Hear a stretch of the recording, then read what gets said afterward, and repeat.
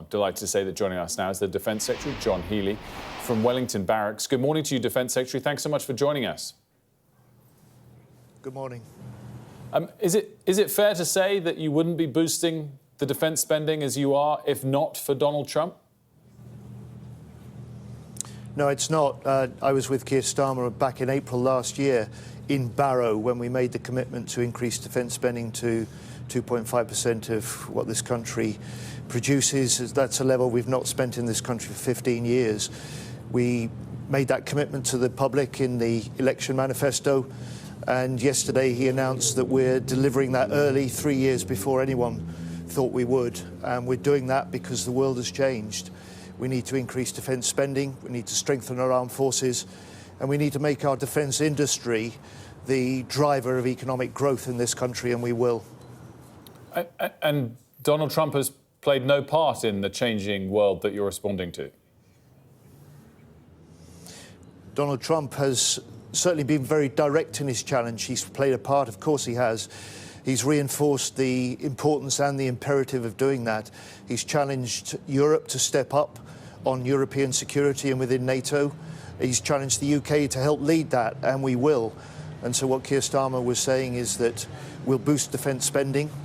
The UK will help lead European nations within NATO to do more of the heavy lifting.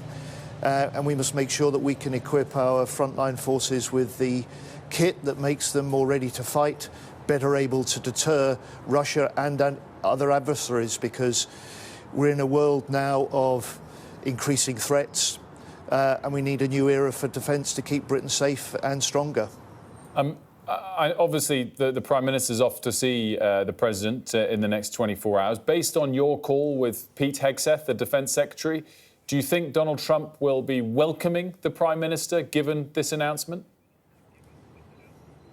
I do, and President Trump himself overnight has indicated that, but the new Defence Secretary, Pete Hegseth, said publicly, look, Keir Starmer's step was a strong step from an enduring partner, and the US-UK relationship, they are our closest security ally. We're strong partners on trade, on economic growth, on technology. And Keir Starmer will be saying to President Trump, look, we have a special depth to our relationship that goes back decades, not just on security and defence, but that's at its heart. And Keir Starmer will say we want to see that relationship go from strength to strength.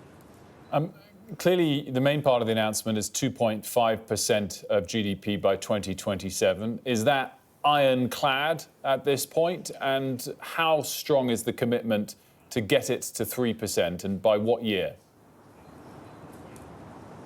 Yes, that commitment to 2.5% by 2027 is ironclad. The important thing is that Keir Starmer said exactly how we will fund that, so people can have confidence in that. Our industry can be confident that we have a long-term plan to boost them as part of strengthening our own security. As far as 3% goes, we've said in the new Parliament we will have to hit 3%. It's a signal of a long-term rising defence spending. It's a signal to other European countries that they also must do more. And it's a signal to the US and to our adversaries in particular that Europe will do more of the heavy lifting on our own security.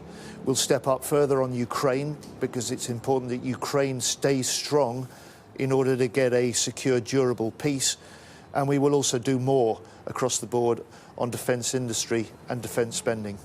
On Ukraine, are you encouraged to see President Trump say that he's reached a deal with President Zelensky on mineral rights in Ukraine, or are you a little concerned? Is there a sense that perhaps Zelensky's being bounced into something that he doesn't welcome? Well, I think the details are still emerging, and in the end it's a matter for Ukraine and for the US. Anything that binds the US more closely into the future of Ukraine, that reinforces the President's commitment to deliver a durable peace in which Russia can be deterred for the long term, is a good step. We've still got a long way to go. Talks have started, but negotiations haven't. And in the meantime, my job and the job of other defence ministers is not to jeopardise that peace by forgetting the war.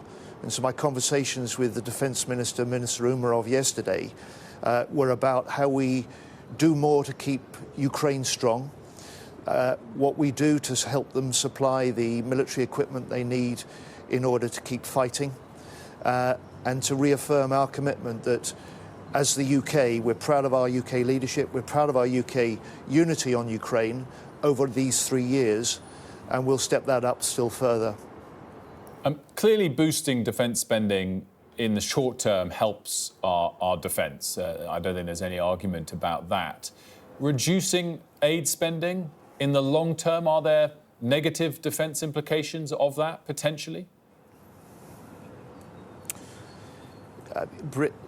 Look, Labour's a party in government with a long, proud history of help for the very poorest countries and boosting international aid. So this was a really difficult decision taken in circumstances that demand that we respond to this once-in-a-generation moment. But this is a time when hard power, not soft power, is needed to try and prevent and deter future conflicts. And that's why the Prime Minister said yesterday, we have taken that hard decision. He's taken it with the full backing of the British Cabinet. And now my job as Defence Secretary is to make sure that we make the best use of this, better value for money for the taxpayer and for our troops, that we can see this boosting British jobs, British business, British technology in the future, as well as reinforcing Britain so that we're more secure at home, we're stronger abroad. I wanted to bring your attention to one line of your manifesto, Defence Secretary. I could have picked a number of comments from Keir Starmer, from David Lammy, but I think the manifesto probably sums it up best. You said that you are committed to restoring development spending at the level of 0.7% of gross national income as soon as circumstances allow. I guess things have changed. You've outlined how they have changed and that this is a generational security moment and you have to put the nation's security first. But is it fair to acknowledge that security is requiring you to breach the manifesto, therefore? What we said in our manifesto remains, and Keir Starmer said yesterday, it remains our long-term aim. It's our desire to see an increase in UK development aid. You've got to remember, we'll still, in 2027, we'll still be spending $9 billion on development aid, but national security must come first. The world has changed. We face an era of increasing threats. We must respond to that, and we must respond to that including by increasing defence spending as the Prime Minister laid out before Parliament yesterday. Which I totally get, but clearly that manifesto pledge will not be delivered in this Parliament. In that essence, it's a breach of the manifesto, albeit for legitimate national security grounds. Difficult decisions. Difficult decisions demanded by the challenges we face, the increasing unpredictability and danger in the world, the more aggression that we see from adversaries. And it's important to remember Russian aggression isn't confined to Ukraine. And if Putin prevails in Ukraine, he won't stop at Ukraine, which is why that I've always argued that Ukraine is the UK's first line of defence. It's why this year we will be spending more in military aid than ever before, and we will step up further to make sure that we keep Ukraine strong.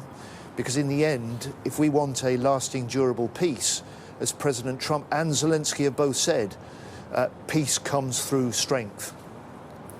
And just finally, to wrap things up, Defence Secretary, yesterday the Prime Minister described this as a generational security challenge. He said it was a significant moment that we face in terms of a threat, albeit he didn't go as far to say that we are currently in danger. I wonder what your assessment is if we don't do this, if we don't then get to 3% of GDP, would we be in danger then? Well, we face risks all the time. We face Russian aggression all the time and other adversaries that will do us ill in cyberspace, undersea, in our airspace, even on our streets with risks of sabotage, and we saw assassination attempts 7 years ago. So what Keir Starmer was saying is that national security comes first. This government will always do what is the first duty of any government, which is to keep the country safe and protect our citizens. And he was quite clearly saying to the public, because the world faces and Britain faces these increasing threats, this requires us to take difficult decisions. We're a government that will do that, and we will always put the safety of this country, the strength of this country first. Defence Secretary, thanks so much for joining us.